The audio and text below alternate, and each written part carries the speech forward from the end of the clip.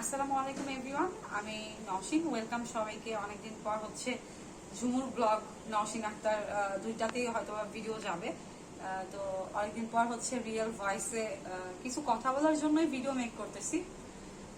যদিও হচ্ছে আমার রিয়েল ভয়েস দিয়ে আমি কোনো ব্লগ মেক করি না বা ভিডিও আপলোড দিই না, খুব একটা আশা হয় না। তো রিসেন্ট হচ্ছে আমাদের দেশের অবস্থা অনেক খারাপ। দেশ সত্যিকার অর্থে আমাদের দেশটা ভালো নাই।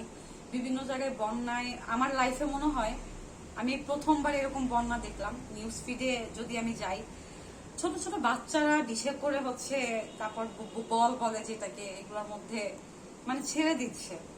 মানে এই জিনিসগুলো দেখে না, মানে চোখে পানি আসলেই কি বলবো চলে আসে।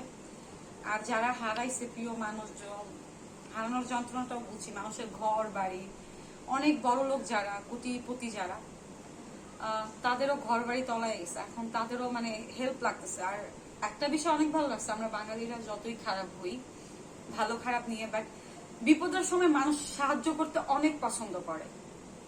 আমরাই কিন্তু অনেক গ্রামের মানুষদের অনেক গালাগালি করি বা এই করি, কিন্তু বিপদে পড়লে তখন সব মানুষ মিলেমিশে যে কাজ করে। এইবার আমি দেখলাম আমার জীবনে প্রথমবার মনে হয় আমি এরকম বন্যা আমি দেখলাম। মানে ঘর বাড়ি এরকম তলায় গেছে। ছোটবেলায় আমি আমার নানার মুখে গল্প শুনছি, তাদের সময় নাকি বন্যা হইতো, তারা নাকি খাটের মধ্যে বসে হচ্ছে মাছ ধরতো ঘরে।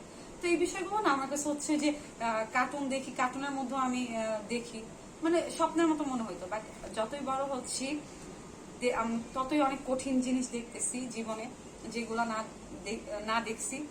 আমি একটু কথা বলতে গেলে একটু তোতলায় যাই, এটা হচ্ছে আমার একটা হ্যাবিট। কারণ আমি একটু আগে ওষুধ খাইছি, আমি এখন তোতলায় যাবো।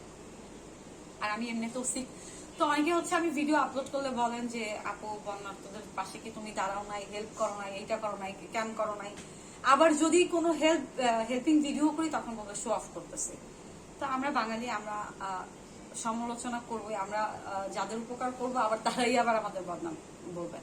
তো যাই হোক, যেহেতু আমাদের দেশটা ভালো নাই, সব থেকে সর্বপ্রথম যেটা বলবো, আল্লাহ যদি ঠিক না করে দেন অবশ্যই দেশটা ঠিক হবে না। তার আগে হচ্ছে অনেকে হেল্প করতেছে, অনেক ভাই বোনদের আমি দেখতেছি, স্টুডেন্ট ভাই বোনরা, তারপর হুজুররা, বিশেষ করে আহমদুল্লাহ হুজুর, যিনি আমি ওনার অনেক বড় ভক্ত বললেই চলে। এখন ভক্ত যদিও বলি, মানে আমার 3জন হুজুর খুব পছন্দের। মানে তাদের আমার কষ্টের সময়গুলো যখন আমি তাদের বক্তব্যগুলা বা কোরআনের কথাগুলো তাদের মুখে যখন শুনি, আমি আমার আত্মার মধ্যে একটা শান্তি পাই।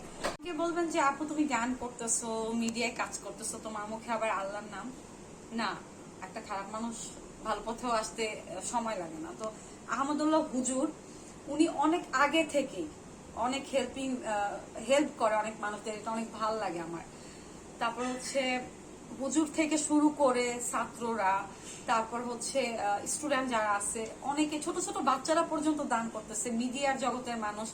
আমি বলবো যে বিশেষ করে আমি অনিম ভাইকে অনেক থ্যাঙ্কস জানাতে চাই।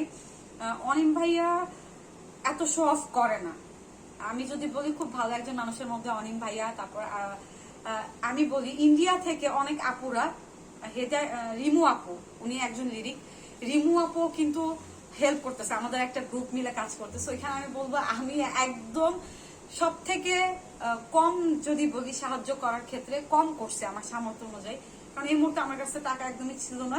আমি একজনের কাছ থেকে ধার নিচ্ছি, বিশেষ করে আমি মুন্নাকে অনেক ধন্যবাদ জানাবো।